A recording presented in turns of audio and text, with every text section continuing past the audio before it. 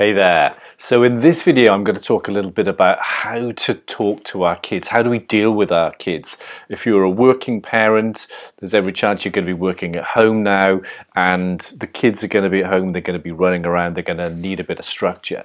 So there's a few points I want to make. There is, in terms of what we say to our kids, there's the content of what we say, and then there's how we say it. So the first thing in terms of content is it is important that we talk to our children. We don't want to be brushing them off. We don't want to be making excuses. We want to make sure that we give them information that is really right for their age bracket. But I think critically it's really important to ask them what they already know. Ask them the sources of their information. It may be they're getting good information that they've had from teachers at school. It may be they're picking up a lot of misinformation from social media or things online. So understanding, knowing what they already know, knowing the sources of their information is going to be really important. And then you can respond to questions. Ask them what questions they have, and then give them information based upon the questions that they ask. What we want to do with our kids first and foremost is to minimize the amount of stress and trauma that they experience. This is a pretty surreal time for all of us, and allowing ourselves to kind of move through it in a smoother way as possible is ideal. So that in terms of the content, that's that it's ask questions. Don't overload them. Don't just do a massive brain dump.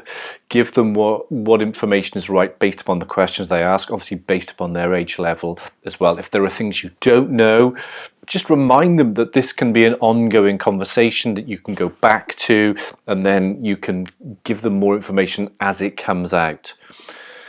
How you say things. Now this is a really, really important piece. Our kids will pick up on our emotional state, our state of consciousness, our feeling state. So if you're in a space and you're feeling very fearful, very stressed, very anxious, regardless of the words that come out of your mouth, your children will pick up on that feeling. Emotion radiates out like waves. It's an energy, and we feel each other's energy. So if you are in a highly anxious state, if you're feeling very tense, that's not the time to be talking to your kids about anything serious, I would say. You want to wait until you naturally come back into balance, your mind clears, you have clarity of thought, and then you're far better positioned to offer some useful information. So being mindful of how you are. Next point is kids will want some structure. If they're home all the time, it's making sure you have routine, sticking to the routine that they would normally have as much as is possible is ideal, but definitely having some structure. Kids will want to know what it is they can do. So we don't want to be focusing on what they can't do, what isn't. We want to focus on what they are actually going to do, things they need to do to be safe, things they need to do to engage themselves, which will be schoolwork, which will be hobbies, which will be keeping in touch with friends via online, phone, and these sorts of things. What we know is that it's incredibly important to remain connected, and in a time when we're isolating ourselves, seeking to remain connected is a challenge, but there's no reason why it can't be a challenge that we can embrace. When it comes to being together as a family unit, again, be present in the moment when you're talking to your children. If they are experiencing fear, concerns, enable them to, or encourage them to feel their feelings, because there is nothing wrong with the feelings that we have, and them feeling their feelings is important.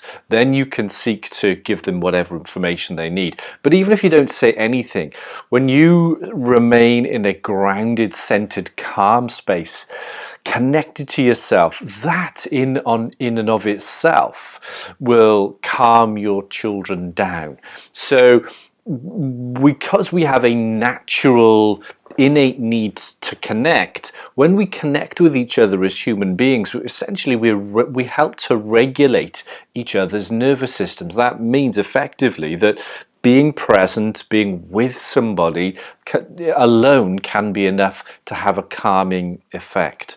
So there's going to be the issue of balancing work. How do I work at home with my kids? Well, giving this may be an opportunity to actually get that work-life balance. If you can set time aside for work, set time aside for your kids, it can enable you to get the best of both worlds in that regard. In years to come, it could be kids look back at this and say, well, isn't this great? This was a time I had with my parents where normally they're at the office. So using the time, seeing what the opportunities are in this time are far more useful than looking at this as something that is very negative. We're used to certainty in life for the most part, and we're thrown a lot of uncertainty here. Remembering that as human beings, we're incredibly resilient, we're incredibly resourceful, we tend to meet challenges. But the most effective way of meeting challenges is when we're grounded, centered, present in the moment. Because in those times we have clarity. When we are out into the future, fixating on those things that we cannot control, then fear rises inside, our thinking ramps up, and it's very difficult to get clarity, it's very difficult to make decisions, it's very difficult to see a way forward. Whereas if we are centered and grounded, if we're present in the moment, our decision making is far better, and we rise to that challenge. So seeing how these things can be an opportunity, embracing the uncertainty, knowing that ultimately what we're all doing is seeking to manage our own internal feeling states. That's what life is about. It's all about how do I feel and how do I manage how I feel, because that drives everything that we do. Knowing that we have a natural inbuilt mechanism that pulls us back into balance, an emotional system reset as I would call it, pulls us back into balance, back into harmony, regardless of the circumstances. Trusting that can bring us back. And I think those are the key things. So I hope that video has been useful. If you do feel you need more help, more guidance, then please do get in touch.